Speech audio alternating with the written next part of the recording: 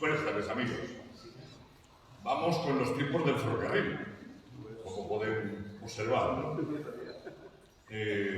Sí. De vía estrecha. De vía estrecha. Hoy está con nosotros Luis Arroyo. Yo creo que tiene poca presentación, pero es obligada por nuestra parte a hacer la presentación del ponente. Yo, si algo tengo que destacar de él en este momento, es un hombre que, así, sin más, sin entrar en su currículum, porque el otro día con su secretaria se lo pedimos y nos dio un currículum que, bueno, si lo leemos, estamos aquí agotando todo el tiempo que tiene la conferencia. Es tan amplia su experiencia profesional que mejor hemos tenido que hacer un extracto que también se lo pedimos a la secretaria y no lo dio. Pero por encima del currículum, yo de Luis, y lo ven ustedes, es su sonrisa permanente. Es un hombre que derrocha simpatía y afecto. No le he visto nunca enfadado en la vida. Es decir, en la vida le he visto enfadado. Y no sé si lo hará alguna vez, creo que no. Y si lo hace con una sonrisa, seguro. Eso estoy seguro. Luis Arroyo fue el rector más joven de España. Y ahora es el rector emérito de la Universidad de Castilla-La Mancha. Pero antes de ser el rector más joven de la Universidad de Castilla-La Mancha, fue decano de la Facultad de Albacete. Es el alma académica de la Universidad de Castilla-La Mancha y figura clave en la construcción de la misma. Si desde esta asociación cultural ferroviaria nos interesamos por el AVE y lo que ha supuesto el AVE para la ciudad en los últimos años, lógicamente la universidad ha sido el otro elemento fundamental de esta ciudad. Sin la Universidad de Castilla-La Mancha, Ciudad Real sería algo totalmente distinto. Lo hemos dicho del AVE, pero también lo tenemos que decir de la universidad. Es el punto de partida la universidad, que llega antes que el AVE, donde se inicia la recuperación de esta ciudad y comienza su prestigio. Y Luis Arroyo no es ajeno, ni mucho menos, a ese cambio que tiene esta ciudad y a lo que supone la universidad, no solo para Castilla-La Mancha, sino especialmente para Ciudad Real. Yo creo que él se enamora de Ciudad Real y cuando termina su etapa profesional como rector de la universidad se queda a vivir en Ciudad Real y aquí lo tenemos como un vecino más de la ciudad, ¿no? Eso dice muchísimo, lógicamente, en favor de la persona. En muchísimos países reclaman a Luis Arroyo para que pueda dar conferencias en su ámbito, que es el derecho penal internacional, pero es capaz de hablarnos de cualquier cosa. Luis es un hombre con una sapiencia, con una sabiduría que podría estar de cualquier tema que le pidiéramos que improvisara, podría estar posiblemente durante 1 o 2 horas deleitándonos aquí esta mañana. Contar desde la asociación con él, lógicamente como ponente, es todo un honor para nosotros. Buscando esta tarde un pequeño dato en su biografía, en lo mucho que tiene escrito y en lo que han escrito de él también, encontraba un dato que me llamaba la atención. Es que su tesis doctoral fue, si no me equivoco, corrígeme, la tutela de la seguridad de los trabajadores, o de los trabajadores. Y a mí me recordaba como ferroviario y conocedor de los distintos accidentes que hemos podido tener en la empresa a lo largo de toda nuestra vida profesional y que no ha sido uno.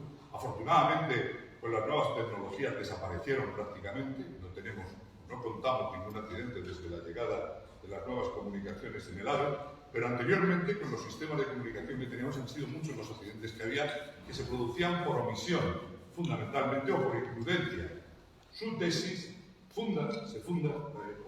se basa precisamente en ese tipo de delitos que se puedan cometer con la imprudencia. Y me acordaba mucho de lo que podía ser para los ferroviarios. Por leer un poco de su biografía personal, Luis Arroyo nació en Valladolid en el 51, es catedrático de la Universidad de Derecho Penal desde el 85 por la Universidad de Castilla-La Mancha, licenciado en Derecho por la Universidad de Valladolid también, realizó estudios de doctorado en el Instituto de Ciencias Penales en Colonia, en el 75 al 77, pensionado por el gobierno alemán y se doctoró en Derecho por la Universidad Complutense de Madrid en el 80, con la calificación de sobresaliente cum laude. Institución en la que conseguiría la plaza de profesor titular de Derecho Penal en el 84, y al año siguiente se trasladaría a la Facultad de Derecho del Campus de Albacete, de la que es decano fundador, y en marzo del 88 se convierte en el primer rector electo de la Universidad de Castilla-La Mancha. Ejerce diversos cargos en varios organismos nacionales e internacionales, Entre ellos es presidente de la Sociedad Internacional de Defensa Social desde 2002, miembro correspondiente de la Academia de Ciencias Morales y Políticas de Francia desde 2019, miembro del Consejo Científico Asesor del Instituto Max Planck de Derecho Penal, extranjero internacional de Friburgo, en Alemania. De 2006 a 2018, y vicepresidente de este entre 2009 y 2018. Además, es vicepresidente de la Asociación Internacional de Derecho Penal desde 2007 y vocal permanente de la Comisión General de Codificación del Ministerio de Justicia, miembro del Consejo de Dirección Internacional de la Sociedad de Naciones Unidas de Crimen y Justicia. Bueno, fundador en la actualidad del Instituto de Derecho Penal Europeo e Internacional de la Universidad de Castilla-La Mancha, cuenta con varias distinciones: medalla de honor de la Universidad Complutense de Madrid en el 95, medalla de oro de Castilla-La Mancha en el 2006, Cruz de Honor de San Raimundo de Peñafort del Ministerio de Justicia en el 2007, becario insignia de oro de la Fundación Alexander von Humboldt en 2010, asimismo es doctor honoris causa por la Universidad de San Cristóbal de las Casas, Chiapas, si no me equivoco, ciudad hermanada con Ciudad Real, por si alguno no conocía el dato. Doctor honoris causa por la Universidad de Universidad Federal de Estado de Río de Janeiro, en Brasil, de la Universidad Argentina John F. Kennedy en Buenos Aires, de la Universidad de Morón en Argentina, de la Universidad de Bahía en Târgu, Rumanía, y por el Instituto Nacional de Ciencias Penales de México. Su proyección internacional es conocida por todos. Yo creo que eligió Ciudad Real para vivir, pero también por las comunicaciones que tenía para viajar desde aquí al resto del mundo, ¿no? Me imagino que será una de las cosas que le influyó para quedarse aquí. Dicho esto, por mi parte nada más, sino que darle la palabra y agradecerle enormemente en esta humilde asociación de ferroviarios que él quiera estar hoy con nosotros deleitándonos del ferrocarril en nuestras vidas, que es el tema que ha elegido para contarnos esta tarde lo que él estima. Gracias, Luis.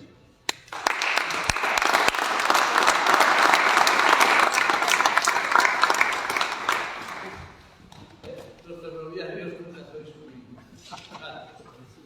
Ese niño que llora por ahí es hijo de ferroviario y de penalista. Por eso no es lo que me da la gana. Y es lo que tuve yo que hacer cuando fueron Agustín y el Escolástico a decirme que querían que diera una conferencia sobre el AVE y la universidad. Pero de la universidad yo creo que el tema a mí no me da bastante. En realidad he pensado en contarles otra historia, y además me voy a ayudar con las diapositivas. Una historia que además tiene la ventaja de que ahora está muy bien escrita. El otro día estaba yo en la habitación, enredando como es lógico, y veo que hay un tomo que yo no tenía controlado. Dice, no sé qué le hemos presentado el jueves. Digo, me lo llevo de parte del presidente. Eso es lo que da el presidente, libro. Y claro, con este libro de Agustín, en sus dos volúmenes, se entiende y se aprende muchísimo. Y a mí me ha gustado mucho el tema porque yo, para mí, de niño, mi sueño era un tren. Porque mi familia vivía fuera de la ciudad a 3 kilómetros y no había más que un autobús que iba a horas imposibles, muy incómodo. Allí vivían los empleados de la fábrica de tableros que dirigía mi padre, y ir a la ciudad era siempre una excursión. Al colegio nos llevaban en una furgoneta, todo lleno de niños. Para mí la ciudad era exactamente el poder salir a la calle, a la puerta de la calle y encontrar una churrería o una librería o ver los coches. Eso es lo que pasaba cuando iba a casa de mis abuelos en las vacaciones. Para ir a la ciudad sin poder contar con la furgoneta había solo un autobús, como les he dicho. Mi sueño era entonces que el tren, que ahora es que se genera, pasara por la puerta de nuestra urbanización, se llamaba Colonia. Yo sabía que había una oferta, se llamaba, esta empieza la ciudad, se llamaba el tren Burra. No, la historia del ferrocarril, del tren Burra, hasta la es una historia compleja y riquísima. O sea, es la historia de las infraestructuras del país. El tren Burra, tenemos un monumento, como aquí tenemos desde la plaza de San... de Pío XII, Pero claro, que fijaros lo que era. Tren burro. Bueno, yo pasaba por la ciudad. Esto es el Paseo de Zorrilla. Y iba un tipo delante avisando a los despistados que se podían quedar debajo del tren. Yo además sabía que ese tren pasaba por allí porque a mí me mandaron para hacer el colegio infantil a un colegio que se llama de las Carmelitas del Campo Grande. Hay gente que siempre una educación religiosa con poco éxito, pero yo creo que con éxito para los colegios, porque les hago buena propaganda. Este desapareció, pero había estudiado Miguel de Vives de niño, también allí, o sea que era un sitio, algo se perdería. Miguel de Vives que ya en esa época, cuando iba al colegio, ya había ganado el premio Nadal y todo, o sea que era una personalidad. El tren burra, curiosamente, a pesar de esa foto que os he mostrado, no era tirado por un animal. Pero bueno, la fantasía de los niños también es cierto que es muy amplia, porque yo tenía un hermano que creía que había estado en París y que había montado en el medio. Y que a veces le contaba que en realidad habíamos ido a Cigales, en la época de la vendimia, que era donde le proporcionaban los trenes de mi padre, y habíamos montado en un tractor. Él pensaba que había estado en París, que había ido. Y cada vez le decíamos no, y le contábamos la verdad llorando. O sea que lo más fácil era que yo me imaginara que si desde mi casa pasaba el tren y me dejaban la puerta del colegio, me ahorraba la furgoneta. A mi padre le pregunté, pero bueno, ¿dónde están los caballos? ¿Dónde está la burra? ¿Dónde está esto? Y mi padre le dijo, dijo, hijo, esto está tirado no por animales, sino por caballos de campo. Cuando un padre te dice eso, tú ya no preguntas más. Te aguantas y dices, ¿qué es eso? Un caballo de campo. El tren burra era un portento, porque alcanzaba una velocidad de crucero de 20 kilómetros por hora. Y en Castilla pasa como en La Mancha, que hasta que no llegas a los montes es todo plano. Pero cuando llegas a un montecillo, la gente se bajaba, cogía melones, cogía lo que fuera de la temporada y se volvía a montar sin perder el tren en ninguna clase. Esto es una geografía que me gusta mucho a Félix Villiers, porque es la filosofía que se capta con la vista en toda su evolución. Pero no acabó aquí mi relación con el sueño del tren, porque tras las monjas me enviaron a un colegio. En aquella época no había colegios laicos, había de curas o de seglares, pero no laicos, allí todo el mundo era jesuita. Pero era muy fino, y su fundador era un francés que se llamaba Colegio de la Copa. Bueno, el caso es que teníamos como patio de recreo el Campo Grande, y no es ni menos. Y cuando se mira al sur del Campo Grande, lo que se ve, además del monumento a Colón, es la estación de ferrocarril. Y es que la estación de ferrocarril de Valladolid parecía una catedral o una universidad.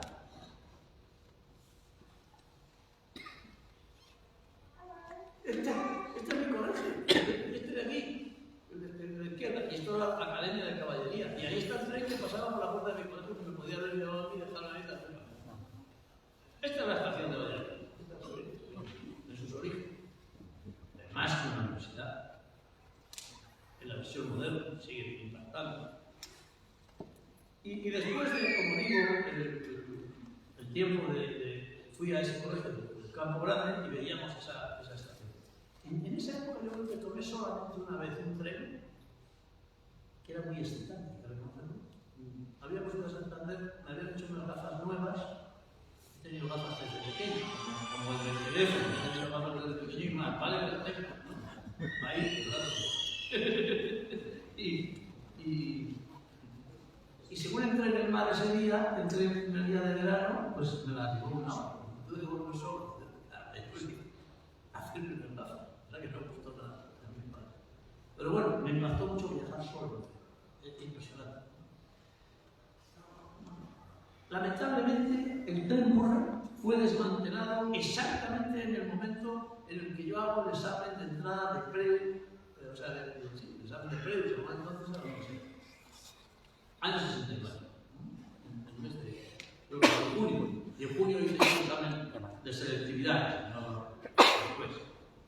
Y para celebrar lo bien que había salido el asunto, que nos salió muy bien, y teníamos un amigo que tenía una casa estupenda que era de los abuelos. invitamos a la casa de los abuelos a las amigas. Claro, las amigas, sabiendo que era la casa de los abuelos, me quedaban por fiestas. Pero los abuelos no estaban ni en ese mes, ni en varios meses, porque se iban a hacer la aceituna en Andalucía, porque eran dueños de los árboles, claro, y volvían después del verano. Entonces, pues ahí tuvimos un mateque. Y el caso es que yo me declaré allí a una chica que me gustaba mucho y fijaros las consecuencias que tienen las cosas. Y estamos casados todavía. No me va a venir luego por contar esta intimidad. Pero ahí me declaré, no me hizo mi caso. Bueno, yo ya le he dado. Entré en la universidad. Y en la universidad, bueno, pues el edificio me pareció una estación también, ¿no? Es un barroco, es una foto anterior a la que yo viví, porque la que yo viví se quemó en la guerra. O sea, en medio de la guerra va y se queman. Los de química, siempre he tenido yo mucho miedo con los de química, porque prenden cualquier cosa. Y claro, en aquella época, octubre del 89, del 69, pues ¿qué ocurría? Porque los universitarios estaban contra Franco. No todos. En mi curso éramos 100. Y había de los 100, 12 estábamos dispuestos a dar todo. Bueno, hicimos una vez una votación pidiendo que se fuera Franco, que es una cosa que, como ustedes se pueden imaginar, tenía su trámite. Y votamos 99 que se fuera Franco. Y uno dijo que no lo tenía claro porque no había pensado. O sea, esa era la realidad de Salvorete, que es un autor hoy de Postino, pues todos estábamos en esa posición. Y lo malo es que se metía uno en líos con facilidad. Fui inmediatamente delegado de curso, luego delegado de facultad, y en un momento determinado se aprobaba una de aquellas leyes que impulsaba los reformistas del régimen para modernizar el país, y algunas siguen en vigor casi, como la ley de procedimiento administrativo y otras, pues hicieron la ley de enseñanza, la ley general de educación. Y eso levantó a la universidad, porque querían hacer no solamente el examen de Preu, sino también poner números claros, o por lo menos eso lo decían. Y armamos una zapafiesta espectacular. Consecuencia de la zapafiesta, por la manifestación, la ira, la cárcel, claro, no falla, enreda de pie. En Madrid había gente que estaba nadando toda la vida y no le pillaban nunca. En Valladolid se ponían en una esquina y nos habían pillado todos los días. ¿Y qué imaginario político teníamos de los trenes, los jóvenes de esa época? Pues teníamos dos experiencias en las que el ferrocarril es fundamental. La Revolución Mexicana. ¿Quién no conoce la Revolución Mexicana? O la Revolución Soviética. Decía Lenin, claro, ¿qué decir? La revolución es la suma de electricidad y ferrocarril. Eso era la revolución. Luego se dio cara, pero bueno, en el momento la cosa era de confianza. Y lo de México, que luego he tenido ocasión pues, de seguirlo, de entenderlo, de escribir, pues es una maravilla. Y estaban las ferroviarias, aquí había menos, luego la electricidad de la Fernanda, pero las ferroviarias de la Revolución Mexicana disparaban como el primero y se llamaban soldaderas. Pero familiarmente las llamaban Adelinas. Esta es una. Qué buen tipo. Y lo de la Unión Soviética comienza con un tren que lleva a Lenin y a otros dirigentes, los mandan, los alemanes les dejan pasar para que vayan y hagan la revolución, porque estaban atacando los rusos por detrás. Y lo más famoso de la Revolución Soviética eran los trenes blindados. Se ven bien ahí, los trenes. Trotsky siempre aparecía con la gorra y la estrella roja y en la cabeza del tren. Esto le ha cogido gusto, los rusos. Y aquí tenemos más trenes blindados. Los tuvimos también en la guerra. Hay una foto en tu libro muy buena que te dio Paco Alías, que tú pones, con un blindado oruga, una cosa extraña que no se va por ahí, se va. Pero este último es un blindado, un tren blindado en Ucrania, como que por nuestro alrededor. Bueno. Que me perdonen los que no sean partidarios, pero yo he utilizado esta imagen que es del Museo Nacional de Escultura y es San Jorge matando al dragón. En realidad, al dragón, es decir, a la restaurar no la mató nadie, se murió por agotamiento, hicimos lo que pudimos en tocando un poquito por aquí, otro poquito por allá, y se hace una magnífica transición. Y al que no le gusta la transición, que se aguante. Y que nos diga qué transición le hubiera gustado y la lista de los muertos. Porque si no pone la lista de los muertos, que tendría que haber habido para que valga la pena, y si no pone los nombres, entonces no nos vale, desde mi opinión. Pero a mí me ha hecho gracia este demonio como símbolo de la sin razón. Yo creo que la lección más difícil que yo he dado en mi clase, que teníamos ahora, no sabía nunca del tema que tocaba, ¿no? Estábamos acostumbrados a la dictadura, podías decir lo que fuera si tocaba la lección.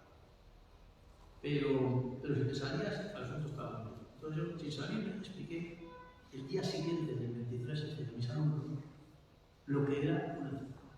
Que ya no lo sabía, porque el 23F ya los alumnos ya habían entrado a la universidad de libertad. Bueno, no es fácil a los jóvenes explicar lo que es una dictadura, que es lo de que no se puede ir al cine, que en Semana Santa no se puede ir a la playa, que en Semana Santa hay que ser todos obligatoriamente de las procesiones. Pero está muy bien organizado. La mitad quiere procesión y se meten debajo de los pasos. Y la otra mitad se va y no pasa nada. Pero igualmente todo lo que San Jorge. Desde allí. Bueno, yo termino milagrosamente, no les voy a contar el milagro. El milagro no lo hice yo, sino que lo hicieron unos personajes que luego se convirtieron, se enfrentaron al régimen, al gobierno de entonces, para dejarme continuar a mí y a otros 100 los estudios, que nos habían echado. Y uno se llamó Federico Sáenz de Robles y continuó la democracia y pusieron presidente del Tribunal Supremo y lo puso por la universidad. Era la demostración de que había jueces que habían sido independientes. Y el otro, pues cuando llegó Felipe González, lo hizo ministro de Justicia, que era Fernando Ledesma, que todavía hay muchos lugares. Bueno, ese fue el milagro, porque eran los jueces independientes que dijeron esto no se le puede hacer a este, que era el primero por ser de la A, pero hasta que llegábamos a la Z había 100. Y entonces, la cuestión es que, bueno, sí, podía terminar la carrera, pero no podía ser ni becario, ni ayudante, ni nada, no tenía carrera universitaria. Pues sí, que era lo que a mí me gustaba. Y resulta que me dieron la beca los alemanes, que han citado los escolásticos, esa amplia presentación. Y en avión, a Hamburgo. Pero del avión a la ciudad fui en tren. Y es un lío, porque llegas a una estación de Alconé y todos hablan en alemán. Y normalmente has aprendido a decir, por ejemplo, deme un billete para algún sitio. Lo malo es si te responden y no lo entiendes, claro. Entonces empieza la confusión. Y si encima tienes hambre y ¿dónde puedo comer algo? Normalmente explica las cosas de tal manera que piensas que quieres morder algo. O sea, un lío. Y lo peor fue que según salgo de la estación, en donde lo que tenía que hacer seguramente era pedir un taxi o algo, apareció una manifestación. Era ya el mes de septiembre. Eran las manifestaciones contra las penas de muerte que acompañaron el final de Franco. Y aquello era una manifestación contra Franco. Para mí me pareció una manifestación contra España. Yo que siempre he sido de Valladolid, o sea, de Castilla. Pues aquí aquello me resultó confuso. Me sentí ofendido, no por ellos, sino por Franco. Yo llego al extranjero porque es primera. A todo esto, le habían dado el pasaporte de empleado, porque tenía prohibido.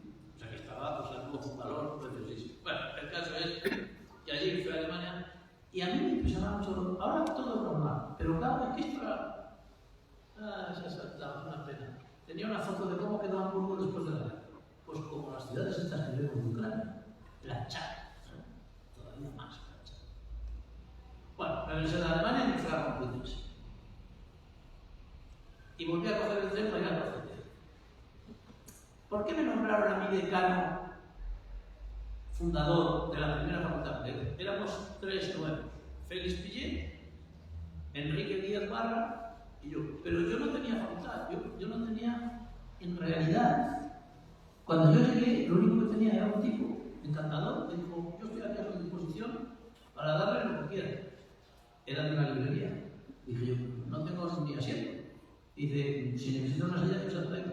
Digo, lo único que necesito es para guardar los puros. Y me trajo una caja para guardar los puros. Fue el primer mueble de la universidad que estaba en alguna parte.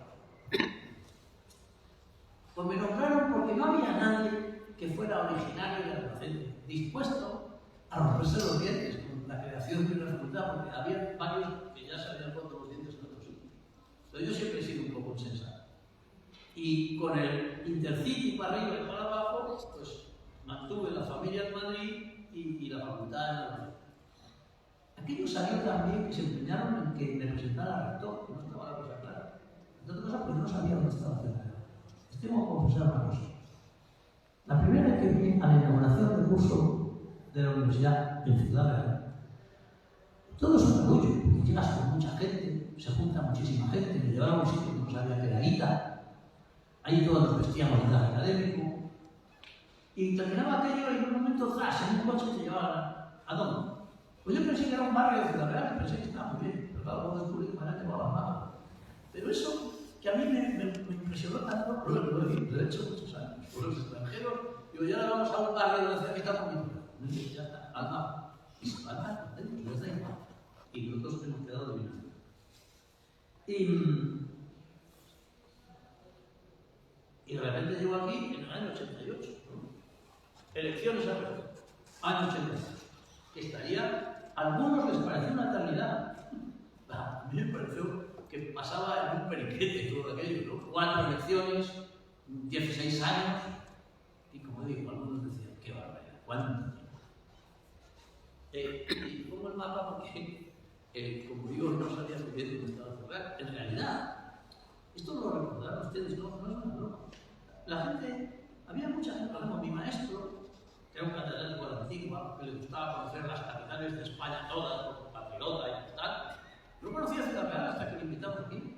Era la única capital de provincia que conocía. ¿Por qué? Porque no se pasaba para ir a ninguna parte. Importantísimo tenerlo en cuenta. Y además, tienen que acordarse que en el año 87 se suprime el tren que combinaba Ciudad Real y Madrid. Parla, Ciudad Real. Te digo que de Parla se saldría, allá Parla se saldría de algún sitio.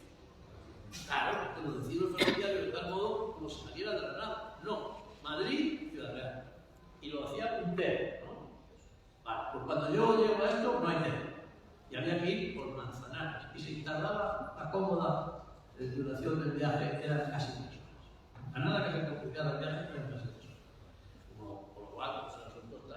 Y este es todo está, las imágenes, la mayoría son de libros de teatro. Esto es un mapa interesantísimo. Pone el manifiesto. No, se podía en Madrid, se había cortado esto. Y entonces lo quedaba aquí, entonces había que ir por Manzanares, a Alcázar y luego a Manzanares. Yo no sabía que había este tren y lo es más, un día en una finca estaba yo pasando y me tiré al suelo del estruendo que se había juntado. Yo no sabía que pasaba un tren por ahí, que era el tren de Badajoz. Pero movía la montaña entera, se movía y dije, ¿esto es un terremoto? Pues no. Y entonces ya reflexionamos sobre Ciudad Real. Y ¿por qué yo he estado tan querencioso con esto de los ferrocarriles? Porque hoy todo es muy complejo. Hoy la Ford está en todas partes. Pero la Ford, en el siglo XIX y principios del XX, era solo la Ford. Solo los ferrocarriles juntaban empleados, obreros, directivos, amigos. Fíjate, en el año, tengo aquí una cosa muy bonita. En el año 1940, después de la guerra, ¿te acuerdas? La mitad, o sea, de todos los ocupados de Ciudad Real, 3.400 eran de la guerra. Y en la ciudad eran el 11% de todos los empleados en Ciudad Real. O sea, mucho más todavía que la universidad o los hospitales. Todo el mundo era lo que no estaba la noche estaba. Bueno, pues ya se lo cerraron los funcionarios. Pero los funcionarios veían 4 años.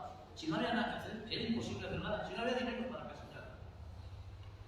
Y estos ferroviarios, pues, eran la vida de todas las ciudades. Una ciudad como la mía, original, Valladolid.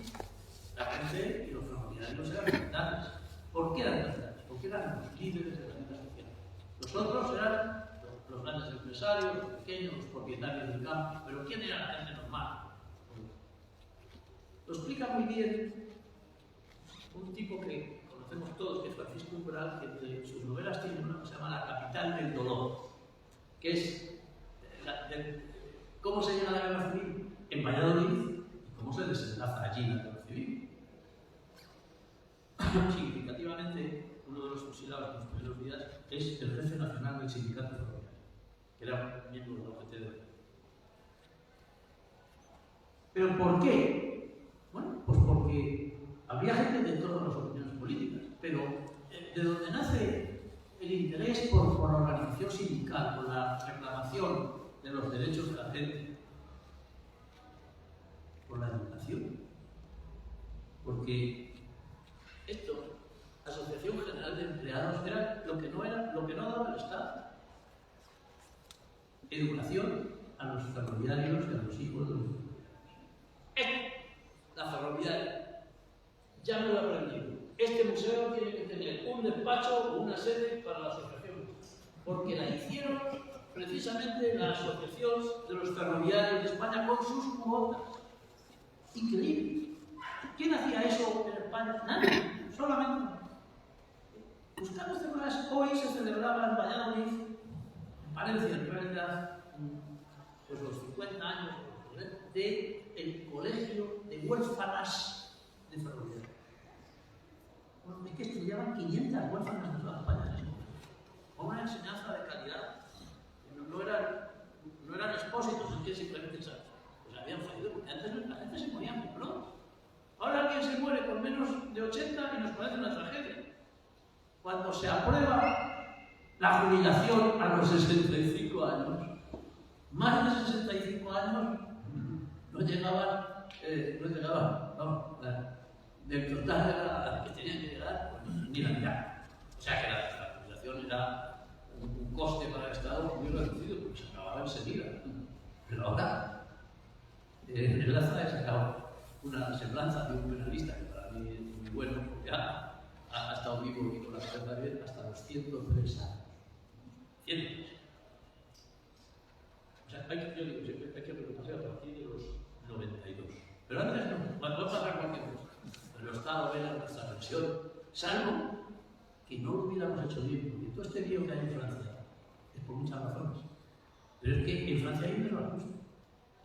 Un desbarajuste grande. Aquí se homologó todo en los años 80. En la época de Felipe González se acaba de hay la pensión máxima, la pensión media y además puso la pensión a los que no tenían ni. Vale. Pero en Francia no. En Francia los pensionistas del metro de París ganan más de pensión, ganan más que si estuvieran activos. Y quieren hacerlo seguir jubilándole a los 62. ¿No? Bueno, pobre Macron, le pasa como a Napoleón, que yo que podía conquistar todo fácilmente y luego no puedo. Pero bueno, esto es la ferroviaria. Tenemos que dar ahí un cambio, pues tampoco hay que dar más que darlos, ¿no? Y que haya una significación del origen y que sea, porque si no, os meteremos en el Museo de la Caza, y os metamos en el vuestro, en nuestro edificio, ¿no? La Caza. Pero bueno, yo creo que soy catedrático de derecho penal, que es que la gente, una vez, un personaje importante de la ciudad me dio una conferencia y dice, yo no sabía que sabía estar. Bueno, a veces que sí, que yo estoy aquí porque trabajo en la empresa. Pero yo soy penalista. Y el ferrocarril y el crimen tienen muchas relaciones. No solamente en mi caso, que tuvo, porque claro, te he contado por qué tuve aquel destino terrible en Valladolid de estudiante. Y que hicimos una manifestación, y yo llegué tarde, como hoy, siempre yo.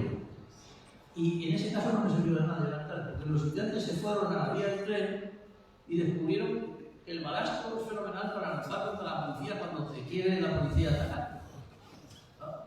Y entonces los policías se molestaron mucho. Aunque yo creo que les molestó más, según he visto, que yo que llegué tarde, porque estaba hablando con los profesores, yo estaba haciendo todas las cosas, pero yo no sabía si se fuera a la vía del tren. Y pasó un tren que vio aquella palabra de gente y no que los estudiantes lo pararan, porque si él hubiera ido despacito se había quitado.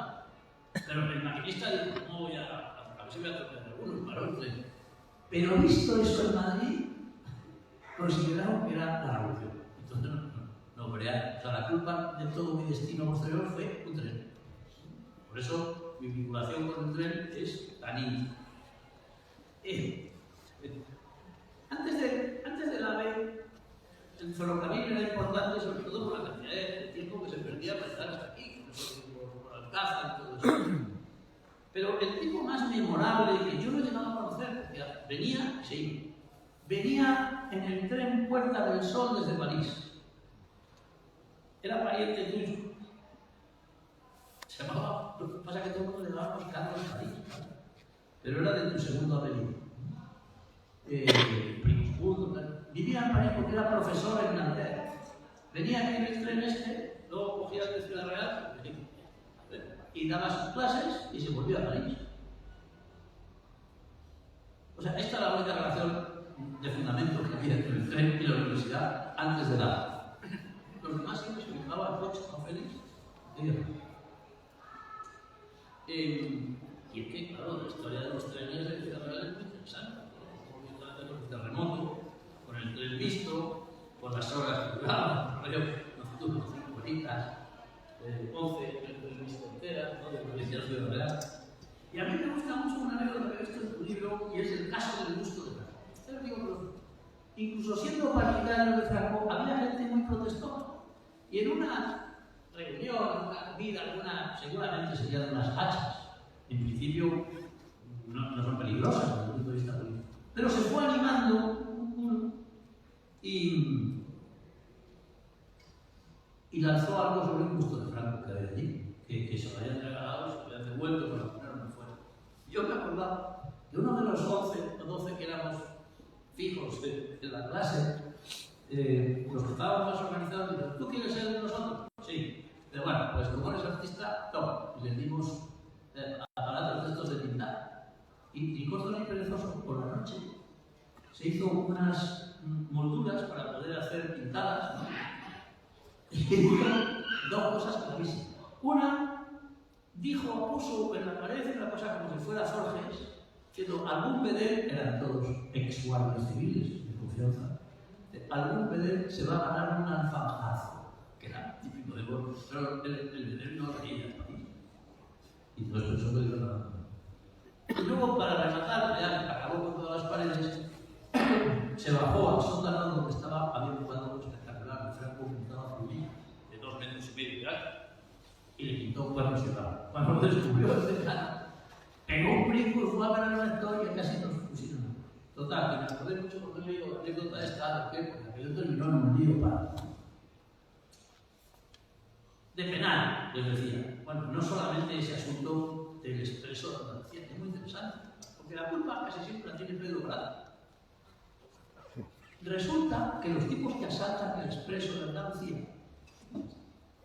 donde se reúnen antes de montarse en el tren, no sé exactamente por qué razón, fue en la Alameda, que es donde llega Pedro Prado, y donde tiene la Casa Doral, es justo un edificio que hay enfrente.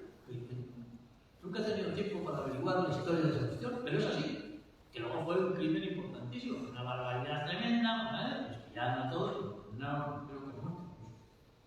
O sea que el ferrocarril da para mucho.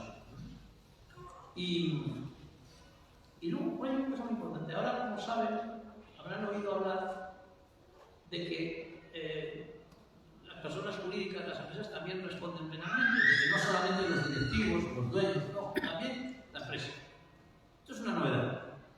Y es que esto no existía, porque un papa que es Inocencio III, que digamos es unos años antes de Alfonso X, pasando, tenía un problema tremendo, y es que excomulgaba a las ciudades, ya que se rebelaban contra él, excomulgar a las ciudades, en vez de a los príncipes, pues le pasaba como a la mafia, con el papa actual. El papa actual es el único papa que ha excomulgado a la mafia. Y la mafia es muy católica, y no le gusta, porque no puede comulgar, porque no puede confesarse. Y entonces dice condenado al Papa. Por eso el Papa debéis siempre coger, pero eso según me han dicho, lo hacía ya cuando era pequeño. Pero cogea sobre todo porque lleva un chaleco antibalas. Entonces eso importa. Bueno, pues este Inocencio era un jurista muy bueno. Entonces, claro, se ha acabado esto personas jurídicas como las ciudades castellanas o textos de sus príncipes. Inventó una frase que dice en latín y por el hijo de ferroviario que tenemos ahí, la niña, que lo va a aprender, decía este papa: societas delinquere non potest. Es decir, no se puede castigar a las ciudades porque las corporaciones no pueden ser sujeto de pena. Y así han estado las empresas viviendo anónimamente hasta que empezó todo a cambiar. ¿Por culpa de quién? Por el tren. Cuando en Estados Unidos empieza el salto por la construcción de los trenes desde la costa este hasta California, se daban las concesiones para hacer las líneas de tren, pero se sometían a condiciones.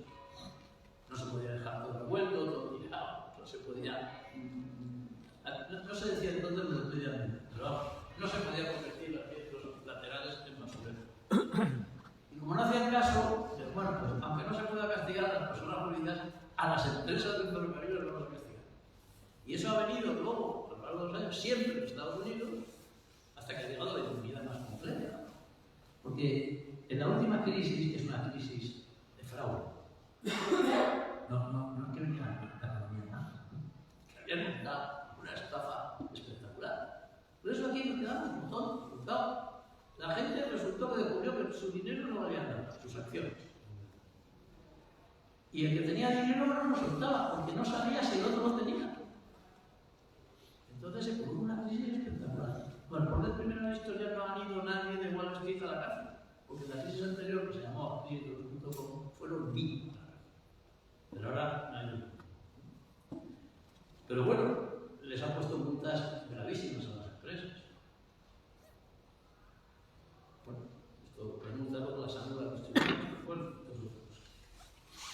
el caso es que desde el punto de vista penal esto es la gran novedad. Y además, la idea de incorporar eso en nuestro código penal viene de una arquitectura, que es actualmente vigente en su día. Era un joven prometedor que hizo la tesis de doctorado sobre este asunto, lo explicó, y además dijo: además Europa va por este camino y vamos a no venir aquí, bueno, ya es mi jefe, no tengo que venir. Y entonces yo lo llevé a la comisión de codificación. La comisión de codificación la dejaron de reunir el día que a la ministra, que dejó de ser ministra para ser fiscal, con la ley del sí es sí y del no es no, le apareció que había un barullo muy grande, y ya nos preguntamos más. Y así les ha ido. Bueno, lo importante, que el ferrocarril y las gentes del ferrocarril, las instituciones que han gobernado el ferrocarril, han dado y han cuidado el empleo, la carrera y la cualificación de las personas. Han generado la inquietud política y sindical, sin la cual no seríamos nada. Se llamaba el jefe del Sindicato Nacional de Ferrocarril Fusilado de Valladolid, se llamaba el apellido malo. Se llamaba Pedro Asegurar. No conviene asegurar nada en esto. Y en todo el asociacionismo, como el que expresa la construcción de la ferroviaria, o ese colegio, ese dicho que había en Valencia con 500 mujeres, pues eso es una obra excepcional, el que ustedes son los herederos. Pues la verdad es que sigue siendo mucho. Los nazis me han sorprendido, hay muchos, siempre hay muchos en los cazas, pero los cazas tienen todo. Pero también hay muchos en la cara. ¿Cuántos? Sí, ¿cuántos herederos? Y a 100. Bueno, además van encontrando cosas para hacer, y aquí tenemos que encontrar la tarea. Bueno, el AVE en la universidad. Pues lo del AVE nosotros ni lo veíamos, porque ¿qué iba a pasar? Pues sabíamos que más o menos llegaría a Sevilla, ¿no? Hicimos 6 meses antes de la inauguración de la Expo, nos invitaron a los rectores a ver la isla de la Cartú. Y el único edificio que había construido se había prendido fuego, se había quedado en el suelo. Íbamos, la universidad tenía un conductor toda la vida, el conductor, ahora la amor se llevaba a Toledo, y íbamos los dos por las carreteras convertidas en autovías, que de repente una subía, otra bajaba, te salía de la carretera con la final Tanosa, y todo obras alrededor. Y yo le decía: no llegamos al 9 de enero. No llegamos al 9 de enero. Cuando llegamos a la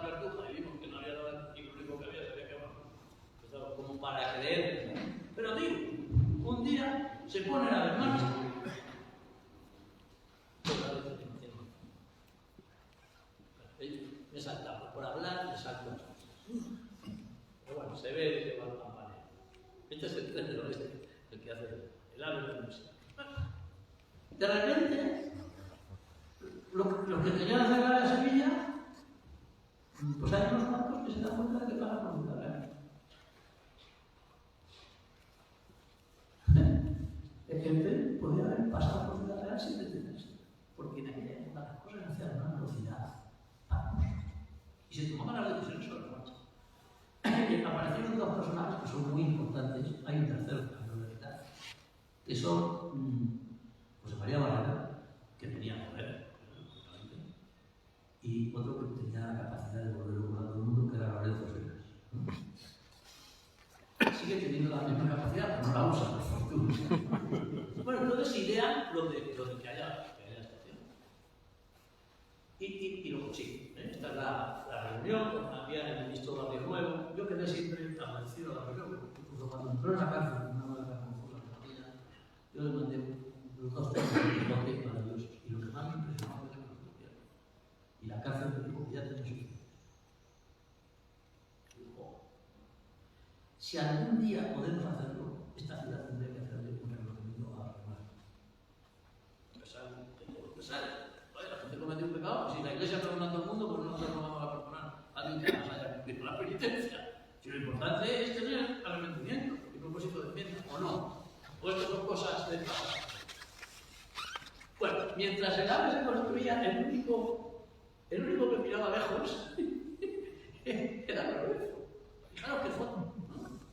Miraba lejos. La otra no da crédito a que vaya a pasar algo por encima de la vida. Pero Lorenzo ya está pensando en la universidad, las cosas en las que ha pensado. Luego también ha pensado en una cosa muy importante y que todos disfrutamos. Según vamos por la edad adelante, más a menudo que se lo quitaron. Que la gente cree que lo ha creado el cardenal Lorenzano, lo mismo que la universidad. Pero luego, aquello no tenía todas las veces hasta que Lorenzo y llegó el ave. Y paró. Yo, en una junta de gobierno, en la universidad era una junta de gobierno, ya soy 70, son un CIR, y había dos o tres que eran enredadores y siempre estaban metiendo. Pero la verdad que me venían muy bien, porque tenían tan poca razón que cuando ponía la cosa a votación, que ellos no querían, menos ellos tres, todos. Entonces uno ya dijo, bueno, a ver si usted también se va a atribuir el panel, el AVE en Ciudad Real. Digo, pues sí, señor, porque yo estuve con Lorenzo Seras y con Barrera a ver ahora de nuevo, para explicarle que una universidad como la nuestra tenía futuro, sobre todo si tenía AVE que podía votar.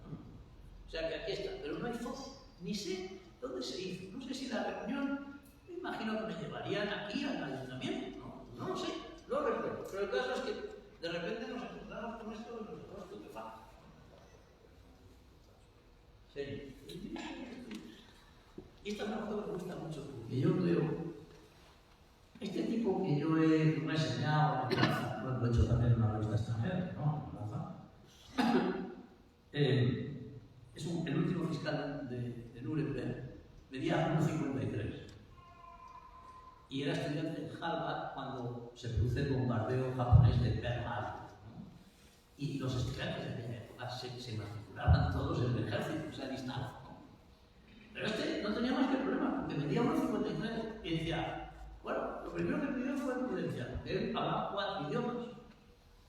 Y dijo, para los servicios de inteligencia, en Estados Unidos ahora se ve que no funciona tampoco. Hay que estar residente al menos 15 años para poder entrar a los servicios de inteligencia. Ahora da igual, lleven 30, 40, todos traicionan, todos venden los secretos, pero claro. Bueno, y este luego quiso ser aviador. Le dijeron que no llegaría con los pies a los mandos del avión. Y luego dijo, bueno, pues paracaidista. Dijeron, no, hombre, con el peso que tienes, cuando te tires del avión es posible que te lleve el paracaídas al cielo. Bueno, cuando se alista en infantería de marina, que era buenísimo porque él desembarca en Normandía. Claro, siendo un niño, a poco que cabes, te cubres. Esto es lo bueno de lo que no venimos mucho. Pero claro, ¿qué ocurre? Como dice Peng Fenen, que es como se llama, hay gente tan tonta que cree que la estatura de un hombre es lo que mide. Pero esta foto pone manifiesto que mide mucho más. A mí me gusta mucho esta foto. La ha hecho un poquito. La ha hecho trabajo. Sí. Es un gran. Yo creo que es una foto muy buena para homenajear a Lorenzo y a Pila. Bueno, hay otro que iba a ser Lorenzo, que no me acuerdo cómo se llama, que parece que era en el momento clave fue el gerente de la. Luego pasaría cualquier desgracia, pero te llevaron a Madrid y yo me acuerdo que cada vez que te preguntaba algo tenía respuesta para todo. Luego la verdad es que tiene respuesta para todo, incluso si te preguntes. ¿Qué es lo que no hemos hecho? Y termino. Pero no sé ni cuándo. Vamos a ver. ¿Qué es lo que no hemos hecho? O no hemos conseguido hacer. Y lo poco que hicimos, lo hicimos escolástico. Esto fue el alcalde de Puerto Llano, que no me acuerdo verdaderamente cómo se llamaba, es el que hubo después de una locura. Espinosa, puede ser. Espinosa. Me lo oyó y se lo apuntó y me pidió una entrevista para que se lo explicara. Así que tenemos que hacer una conurbación. Lo que quiere decir es que dos ciudades o tres, que no son iguales, que son distintas, que tienen ayuntamiento, operan como si fueran nosotros. Bueno, lo único que se ha hecho de eso, por casualidad, de Valencia a Lisboa, por aquí, fue la autopista hasta Puerto Llano, no está mal. Hicimos el convenio para los estudiantes que pudieran ir y venir a precio tirado por Puerto Llano a Ciudad. Gran invento fue la lanzadera, aunque nos bajaran la categoría de los trenes. Pero conurbación, no hemos conseguido conurbación ni con la universidad. ¿Estoy dando tiempo a que está intercambio de los dineros? ¿Cuánto tiempo lleva el Ayuntamiento de Ciudad Real dando vueltas a hacer la rotonda que comunique la calle Calatrava con el campus? Está a punto. Eso me dijeron hace 20 años. Hace 20 años. Bueno, pero esto no es grave, porque bueno, pues ya sabemos que está la universidad. Pero los que saben, y esta universidad, la gente decía, esos que los tres que me criticaban tanto, a los que les pareció mis 4 mandatos de estabilidad, pues lo que decían, este rector es tan tonto que ha puesto los carteles de universidad en el campus al revés, para que lo vean los del AVE. Claro, los demás, si aunque lo pusieran no lo verían porque están por medio de todos los ratios del verano y todos los edificios que hay. Pero claro, tampoco está hecha la conurbación con Iberturra. Esto es una cosa, sí. Que sí, está a veces, sí. Pero mucho menos comportamiento. Esto es un tema cultural, político, se apoya por ya, para que crezca, por lo que sea, pero no conseguimos eso. Eso es, yo creo que el principal defecto. Y luego, ¿qué otra cosa? Había muchos sabores. Yo creo que un día vinieron a verme en secreto, me pidieron verme en secreto, no en el despacho, no se enviaron en secretario. Y fueron a mi casa a decir, es que todo lo que tenemos en el campus, con la migración del AVE, pues no. Toda la ciencia experimental, si vibra, no vale. Y todo ello ya es escolar, seguramente. Me pregunté, va a vibrar mucho esto, pero no vibrará, resuelto. ¿Qué nos falta de hacer? Lo de la conurbación, con los llanos, con el curva y con el cambio. Lo del aeropuerto es una vergüenza para nosotros. No es una vergüenza para los propietarios, no es una vergüenza para España, no es una vergüenza para nosotros, los Ciudad Real y los vecinos. No me explayo, ¿no? Es una vergüenza. Aquello fue una desgracia también, claro, llegó la crisis cuando iban a poner el pasito que faltaba de 1,5 metros, faltaba para hacer la conexión entre la plataforma de nave y la plataforma del aeropuerto. Y quebró, la primera empresa que quebró en la crisis en 2007 pues. Otra cosa importantísima que tiene que ver también con todo, claro, el AVE, el aeropuerto y las mercancías. Creo que eso no se lo olvida como está.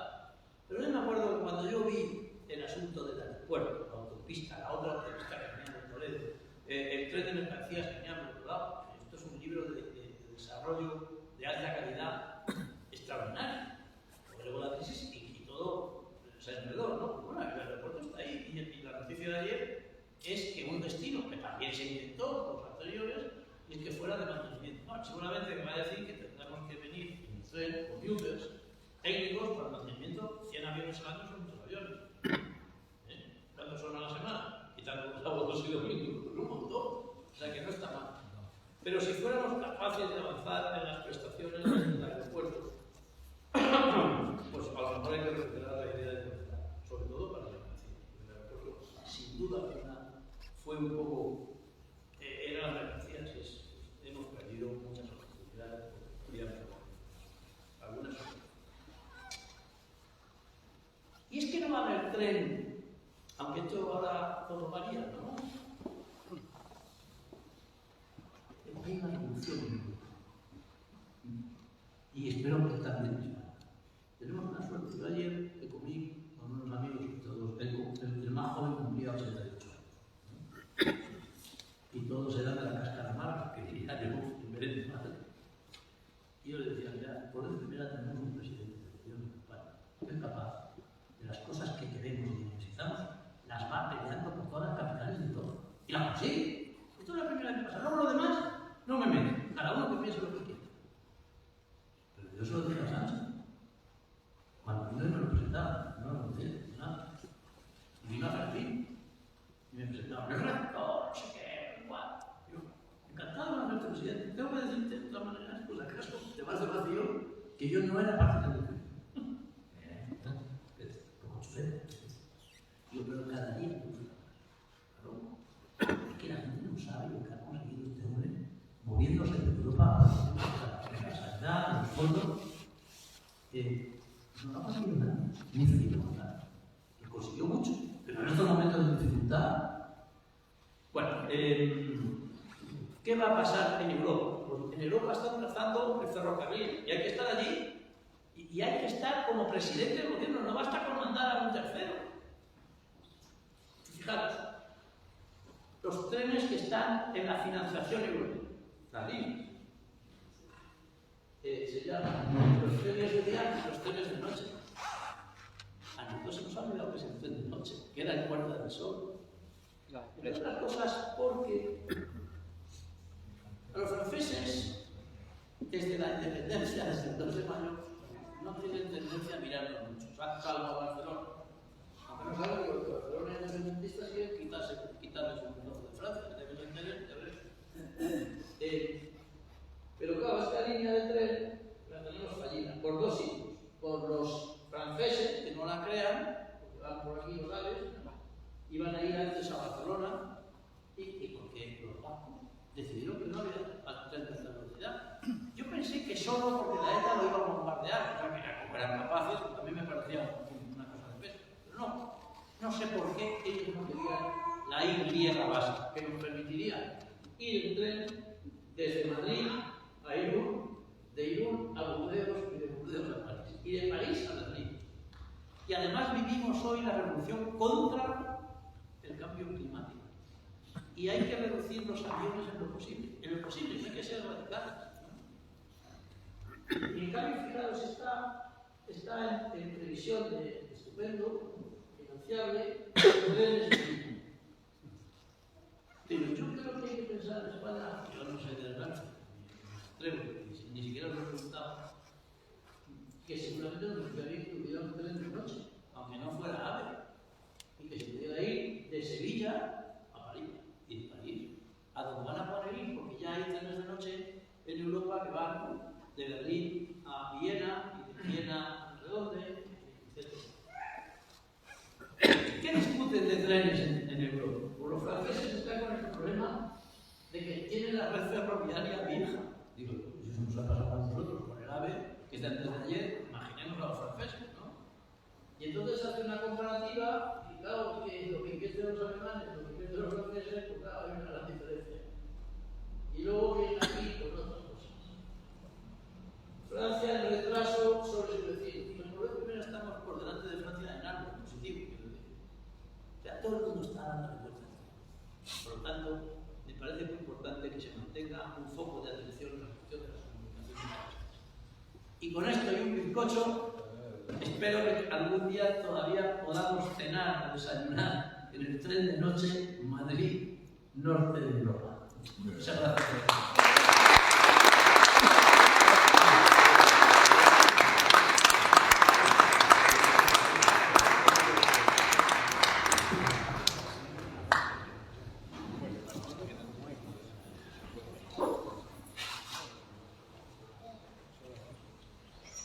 Yo estoy disponible por si quieren hacer incluso alguna imprecación. Bueno, siempre tenemos costumbre, una vez que acaba la conferencia, que el público puede hacer un par de preguntas o tres. ¿Hay alguna pregunta? Bueno, se ha explicado también. Voy a preguntar. Yo aprendí a llegar a Ciudad Real. Pero aprendí cuando llegué a Ciudad Real una palabra que solo se usa en Ciudad Real, que es abundante. Y yo estoy abundante. ¿Quieres subir aquí? No. Sí, bueno. A los fuertes. No, yo quería poner, vamos, al hilo de lo que has comentado del colegio ferroviario, en el que fuimos alumnos, como algunos compañeros de los que están ahí, que efectivamente yo hice relaciones laborales y podemos decir, la tesis que hice fue la protección social de los ferroviarios.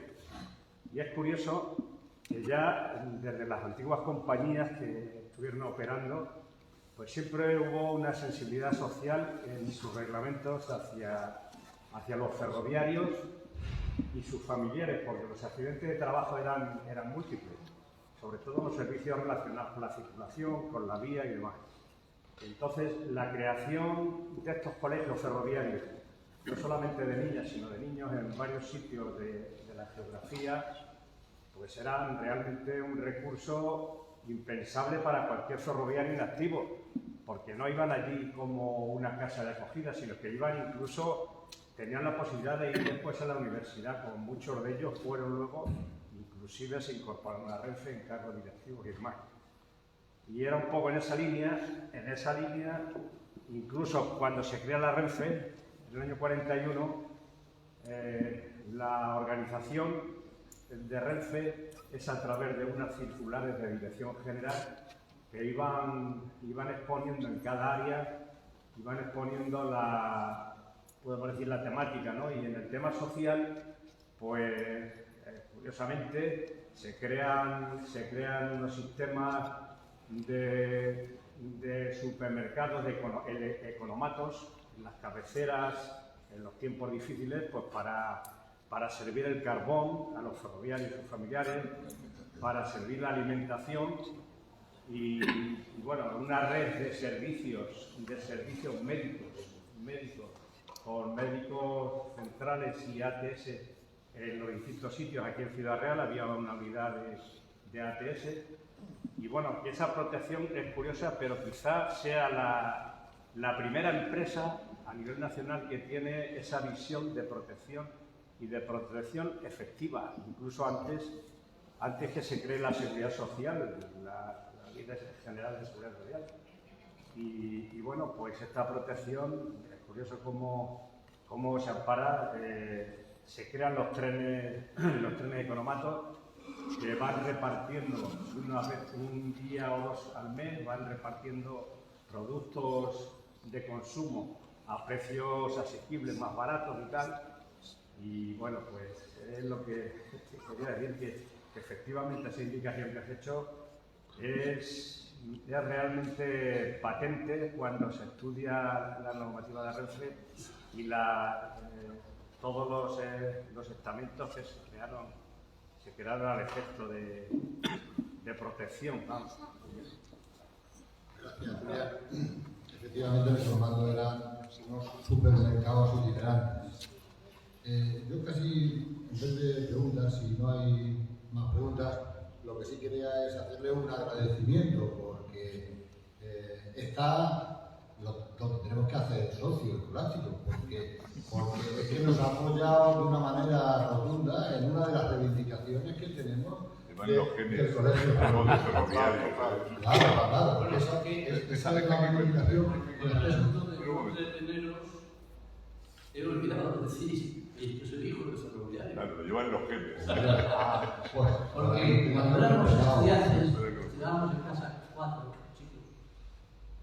Y mi padre, que siempre pasaba un rato con nosotros, decía: los otros chicos estudian mucho, pero si tenéis oportunidad de hacer alguna posición para algo bueno y seguro, como a mí me preguntó mi padre, que hice factor de Renfe. Luego no lo creció, pero para mi padre fue una seguridad tremenda, porque si hubiera quedado, claro, había que saberse todos los pueblos porque usaban los trenes correctos, centenares de pueblos, nos los recitaba y nos quedábamos. Nunca seríamos capaces de ser factores de Renfe con la memoria que tienes tú y que nosotros no tenemos. O sea que me ha acordado también de mi padre y por lo tanto pues estoy muy cercano a vosotros por todo lo que significáis y además por esa circunstancia que se da. Pues nada, finalmente la asociación, como el sueldo que te paga por la conferencia es muy justo, pues siempre tenemos el detalle de hacer un obsequio a los conferenciantes que consiste en una réplica de la medalla conmemorativa de cuando el tren Madrid-Ciudad Real llega a Ciudad Real y lo construye la pequeña pero gran empresa CRR. Pues muchísimas gracias.